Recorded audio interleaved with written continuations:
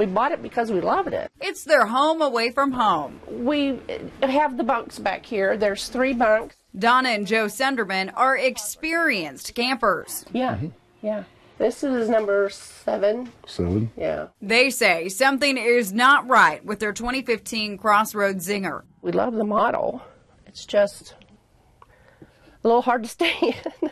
It's hard to stay in here because Donna says she gets sick. Started having asthma issues after we'd go, and I just assumed it was me. They say they frequently air out the camper. They even use charcoal. The odor won't go away. We took bread out to make a sandwich, and that first bite of a sandwich tastes like you just licked a petri dish of something because it was so disgusting. It was just solid chemical. The couple decided to find out exactly what's inside their camper. For about $300, they hired an environmental inspector with Prism Analytical Technologies. It's a 20-year-old company that does air testing services all across the country for businesses and people like the Sundermans. I was like, okay, now we have proof of what we're saying. The results show that the formaldehyde level is elevated in their RV. This is a very concerning test. It got this doctor's attention. Dr. Brian Finke works in the emergency room at Cox South Hospital. Yeah, pretty darn high. Wow. Same goes for Dr. David Matlock with Springfield Mercy ER. These doctors, Centers for Disease Control and Prevention, and the American Cancer Society say breathing this air could cause a sore throat, cough, nausea, scratchy eyes, and nosebleeds. Since it's inhaled, you get exposure to your eyes, to your nasal passages, to your lungs. Formaldehyde is commonly used in the RV manufacturing industry for the lightweight building materials. We don't have an antidote for formaldehyde.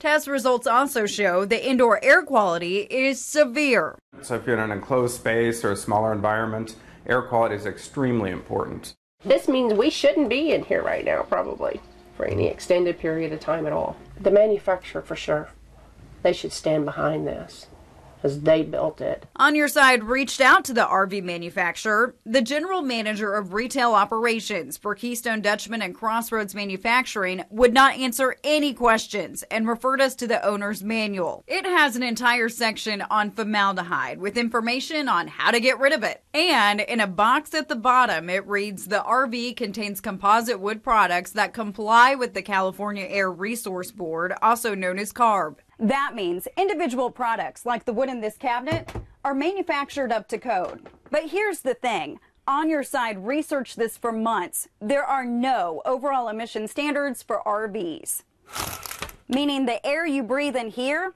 doesn't have to meet requirements. Even after this, you might recall back in 2005, Hurricane Katrina evacuees got sick from FEMA mobile homes found to have high levels of formaldehyde. After that, the CDC came up with suggested exposure levels. Now remember, these are for mobile homes because there's nothing for RVs. Low is considered 10 parts per billion or less. Moderate, 10 to 50. And high is 50 and above. The Sunderman's trailer came in right here at 48 parts per billion. So if you slept in it for 4 nights, or if it's cold outside, you might not have had the windows open, your exposure would be much higher. The higher the heat and humidity, you can have more of what's called the off-gassing or the fume production from the chemicals. So the more heat and humidity, the more potential fumes you get. Wow, that's unbelievable. We also showed the results to a Sierra Club spokesperson. Since Hurricane Katrina, the National Environmental Group has advocated the potential harm of formaldehyde exposure. It seems like it should be a no-brainer. We should be regulating them. We should be proactive. We shouldn't just be trying to meet the minimum requirements. I'm afraid my conscience wouldn't let me sell this camper to another individual. No, we couldn't. Knowing what's wrong with it, I cannot do it. The Sundermans waited too long. Their RV was out of warranty before they figured out the problem. They turned to the place they bought it, Camping World, here in the Ozarks. After months of trying and being told no, shortly after we taped that interview, Camping World offered the Sundermans a trade deal. They got a new RV and a new loan. Their old loan was excused. The Sundermans are happy with the deal. You go in a house and the clothes don't smell like the old camper did. Donna did not have to use her inhaler at all. Camping World says this is the only complaint they've had about formaldehyde in one of their RVs. If you want to read their entire statement, it's online in this story. So what if you're having the same problem? The manufacturer mentions in that manual to open up the windows, vents, and fans. But that's not all you can do. Tonight at 10 On Your Side shows you 3 other things you need to do if you already have an RV to prevent formaldehyde buildup and keep your family safe. Right here, all you're smelling is actual wood. You're not smelling glue. What to look for before you buy a new RV tonight at 10. Well, go ahead and show me around. Okay, come on in. A recreational vehicle is one of the biggest investments you'll make. Solid piece countertops. You can feel how heavy and solid that is. It's just like what you'd go buy for your home. RVs have all the comforts of home. 2 air conditioners, giving you ductwork all the way to the front to the back. Matt Bowers with Ware Ford in Mountain Grove has 200 for sale. He says you get what you pay for. Underneath this linoleum is real plywood, not particle board. So you get less smells and odors from real plywood than you would particle wood because of glues, less glues. How about little things like going to maybe 3M tape versus an adhesive to put the backsplash on? Less glue, less smells. Here's an easy way to determine materials. Check the bed. Most of the time underneath your bed platforms, you're going to find 2 different things. You're either going to find plywood or you're going to find OSB or oxboard. If you have the OSB and oxboard, that's going to give off a much stronger smell with all the glues versus your plywood. Right here, all you're smelling is actual wood.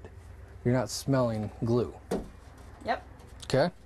Same as the bed frame all the way around, no particle wood, quality cabinetry.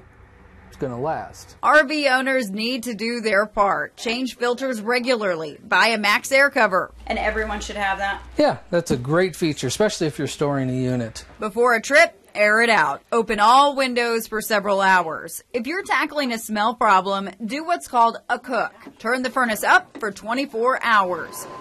Set out ammonia bowls to absorb the smell. I would do a lot of research on the background of the company, and I would actually call the company and talk to them about, do you use formaldehyde? Are any of your components, do they contain formaldehyde?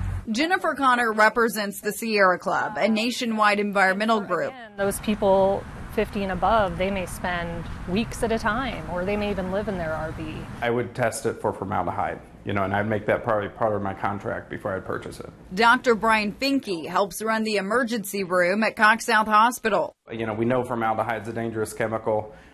We have other alternatives in the building industry. It's time to act now and take it out. The Home Builders Association tells On Your Side formaldehyde is being phased out of the home construction industry. It's popular with RVs because it makes products lighter and able to withstand dramatic temperatures. Still, as we discovered, it's possible for consumers to reduce their exposure. Why not have that peace of mind down the road? A simple search on Amazon shows there are dozens of do-it-yourself formaldehyde test kits. They range from $20 to $200.